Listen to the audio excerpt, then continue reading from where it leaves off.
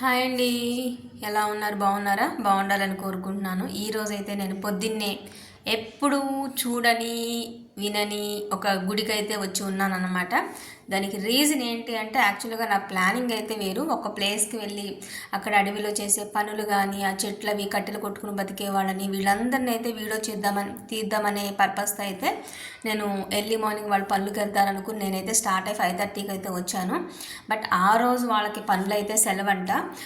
So దానివల్ల నాది plan అంతా అప్సెట్ అయింది. సో రిటర్న్ బ్యాక్ వెళ్ళిపోదామని రోడ్డు మీదకి వచ్చేసరికి అక్కడ బాగా భజనలు పూజలు అయితే కనిపిస్తూ ఉన్నాయి 6 o'clock టైంలో.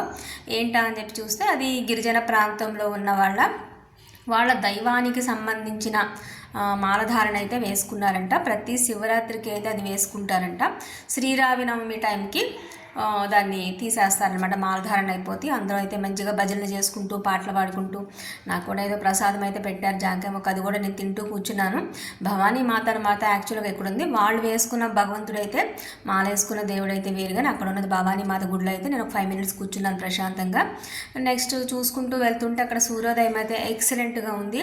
పల్లెటూరు వాతావరణం అవటం వల్ల సూర్యోదయం అనేది చాలామంది, వందల మంది, వేల మంది దాన్ని చూడటం కోసం బీచ్లకు కూడా వెళ్తుంటారు. నిజంగా నేను అంత హ్యాపీగా, నేను కూడా ఫస్ట్ టైం ఇలా చూడటం అనమాట. చాలా అయితే మంచిగా అనిపించి చిన్న క్లిప్ అయితే తీశాను. నెక్స్ట్ అక్కడి నుంచి వస్తూ ఉంటే అక్కడ గిరిజన ప్రాంతంలో సంబంధించి తండా వాళ్ళు రంగులు పూసుకుని ఇంకా ఆడుకుంటున్నారు. ఇదేంటి నాకు అర్థం కాలే, ఎన్ని రోజులు ఏమైనా లెక్క ఉంటుందా ఏంటి, ఇలా ఇంకా రంగులు పూసుకుని ఆడుకుంటున్నారు వీళ్ళు వయసుతో సంబంధం లేకుండా అని అయితే వాళ్ళని పలకరించాను. అలా ఏం లేదమ్మా, ఈ పిల్లకాయలంతా ఉన్నారు కదా, ఇంత మేమంతా ఒకటే కుటుంబం, ఈ 10 మందిని. సో ఈ పిల్లలు ఏం తోసితోయక రంగులు అయిపోయి వరకు ఇట్లా పూసుకుంటూ ఆడుకుంటూ ఏదో చేస్తూ ఉంటాము.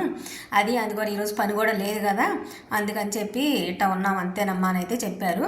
ఓకే, వాళ్ళతో అయితే ఒక కొంతసేపు అయితే మాట్లాడి రిటర్న్ బ్యాక్ వెళ్తుంటే అక్కడే ఆ దగ్గరలోనే ఒక మామగారు అయితే చిన్న గుడారంలో అయితే ఉన్నారు. వాళ్ళైతే 30 సంవత్సరాల నుంచి కూడా అదే అడవిలో అక్కడే కట్టెలు చేసుకుంటూ అక్కడ దొరికిన పూలు పళ్ళు అమ్ముకుంటూ ఏదో చిన్న చిన్న పనులు చేసుకుంటూ ఎవరైనా ఇళ్ళల్లో వాళ్ళు పిలిచి పనులు చెప్తే ఈ గుడారాల్లోనే అయితే ఉంటున్నారంట. కానీ ఆవిడ చాలా నిండుగా అయితే అనిపించింది ఆ పెద్ద ఆవిడ నాకు. ఏం ఒంటో లేకపోవటం పక్కన పెట్టి నెక్స్ట్ వీళ్ళంతా చాలా కట్టడిగా అయితే ఉన్నారు. ప్రతి ఒక్కళ్ళు కూడా నిజంగా చాలా ఎక్సలెంట్గా, చాలా ఆప్యాయంగా ఒకరికొకళ్ళు. నేనైతే చాలా రోజులైంది ఇంత ఐక్యత చూసైతే. సో ఇక్కడైతే అక్కడ ఒక చెట్టు ఉంది, పెద్ద చెట్టు కింద గుడారం ఉంది. ఆ చెట్టు ఇరికి చెట్లు అంట. ఇరికి చెట్టు ఆ పళ్ళని ఇరికి పళ్ళు అంటారంట. అది ఏంటి చాలా అందంగా ఉన్నాయి చూడటానికి. సరే అని చెప్పి పట్టుకుని చూస్తే మొత్తం బంక నోట్లో ఫెవిక్విక్ పెట్టుకున్నట్టయితే అయిపోయింది. వామ్మో ఇదేంటని చెప్పని అడిగాను. లేదమ్మా, ఇది ఆయుర్వేదిక్ మెడిసిన్కి బాగా వాడతారు చాలామంది, అండ్ వీటిని బాగా కడిగి శుభ్రం చేసి కూర కూడా వండుకుంటారు.